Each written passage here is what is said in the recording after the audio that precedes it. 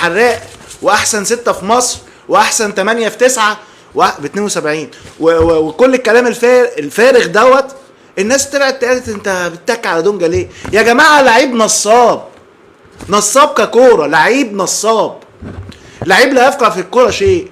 يا جماعه لعيب نص ملعب نادي الزمالك ما بيعرفش يستلم ويلف بوسطه ويعدي من واحد ويعمل باص صح ويعمل كور في العمق صح وبيضغط بطول الملعب برجوله ويقطع لي ياخد السكند بول ويعمل الشغل المطلوب منه. هل بيعمل الكلام ده؟ لا والله والله والله في شباب موجوده في مراكز الشباب بتلعب كوره احسن من دونجا. والله انا عندي لعيبه وينجات موجوده في الدرجه الثانيه وموجوده في لعيبه يعني حتى بيلعبوا مش محترفين احسن من مصطفى شلبي. انا عندي كارثه يا جماعه في لعيبه فعلا انا مش فاهم الناس دي بتلعب كوره ازاي. سيبك ان هم بيلعبوا في نادي الزمالك، الناس دي بتلعب كوره ازاي؟